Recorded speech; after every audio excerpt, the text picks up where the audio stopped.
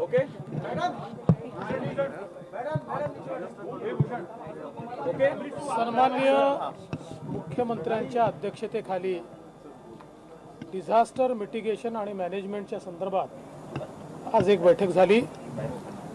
या बैठकीमध्ये army, navy, air force, NDRF, SDRF आणि यासोबत सगळे विभागीय आयुक्त आणि डिझास्टर मिटिगेशन आणि मॅनेजमेंटशी संबंधित सर्व विभागाचे लोक हे उपस्थित होते। जवळजवळ 1.5-2 तास हा सगळा आढावा चालला आणि मग सेंट्रल रेल्वे असेल, वेस्टर्न रेल्वे असेल, अशा सगळ्यांनी काय उपाययोजना केल्या आहेत। साधारणपणे मुंबईचा विचार केला तर ट्रेन बंद पडू नये अशा प्रकारे काय उपाययोजना केल्या आहेत। आपल्या कोकणाचा विचार केला तर लँडस्लाइडच्या संदर्भात काही योजना त्या ठिकाणी आयडेंटिफाय करून, कारण आता आपल्याकडे लँडस्लाइडच्या संदर्भातले स्पॉट्स हे जुने होते, जुने आयडेंटिफाईड स्पॉट होते। आता नवीन स्पॉट आयडेंटिफाय केले पाहिजे असं लक्षात आलं, कारण मागच्या काळात ज्या 2-3 ठिकाणी झाल्या लँडस्लाइड्स ते आपल्या यादीतच नव्हते। तर अशा अनेक विषयांवर त्या ठिकाणी चर्चा झाल्या।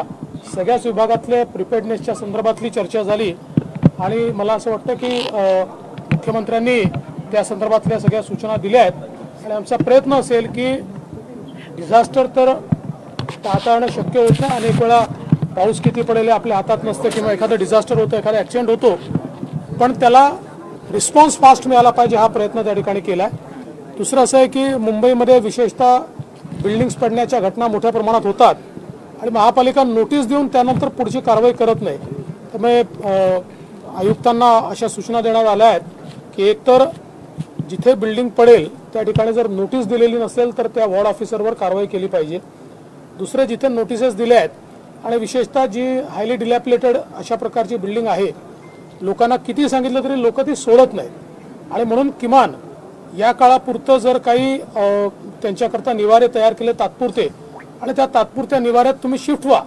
पावसाचे ते जे काही दिवस आहेत ते दिवस सोडून तुम्ही पुन्हा आपल्या घरी जा।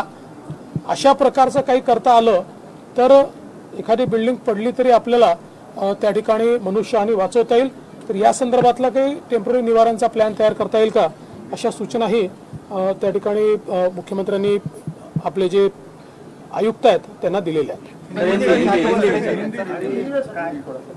डिजास्टर मिटिगेशन और मैनेजमेंट के बारे में आज एक बैठक हुई।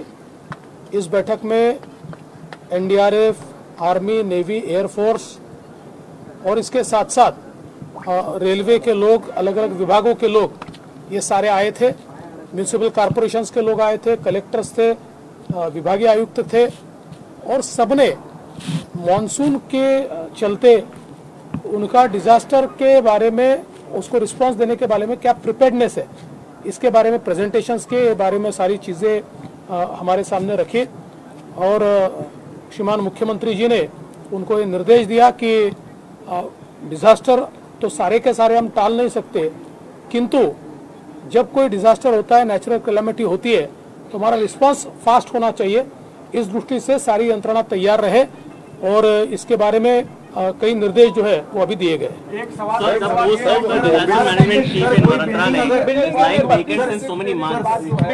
अभी एडिशनल चार्ज यहाँ पर एक बहुत सीनियर सेक्रेटरी को दिया हुआ है, लेकिन आपकी बात सही है, उसके ऊपर कार्रवाई होगी। सर, बिल्डिंग गिरने को लेकर क्या कार्रवाई की जाएगी? आपने कहा देखिए ऐसा है कि एक तो आयुक्त को ये कहा गया है कि आप अपने जो वार्ड ऑफिसर है उनको ये कहिए कि कोई बिल्डिंग गिरती है और उसको अगर आपका डायलैपिलेटेड का नोटिस नहीं है तो सीधे आपके ऊपर कार्रवाई होगी। दूसरा उनको ये भी कहा गया है कि लोग डायलैपिलेटेड बिल्डिंग छोड़ना नहीं चाहते क्योंकि उनकी कोर्ट केस होती है और उनको लगता है हम छोड़कर चले गए तो हमारे को ये जगह वापस नहीं मिलेगी और फिर कई बार बिल्डिंगें गिरती है और उनकी जान जाती है। इसलिए हमने जो हमारे कमिश्नर है उनको ये कहा है कि आप कुछ टेम्पररी इस प्रकार की हाउसिंग की व्यवस्था कीजिए, उनको अकोमोडेशन की व्यवस्था कीजिए और विशेष रूप से ऐसे दिन जब बहुत ज़्यादा बारिश होने वाली है जिसका फोरकास्ट हुआ है, उनको ये कहा जाए कि कम से कम ये 2-3 दिन आप उस जगह रहे, जो रिलीफ कैंप है वहाँ रहे, उनकी खाने पीने की व्यवस्था वहाँ कीजिए। तो कम से कम अगर कोई दुर्घटना होती है तो उसमें जान लोगों की बच पाएगी।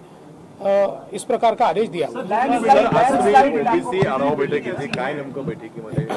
असं आहे की ओबीसी समाजाच्या संदर्भात विशेषतः ओबीसीचं राजकीय आरक्षण हे त्या ठिकाणी महाराष्ट्रामध्ये संपुष्टात आलेलं आहे।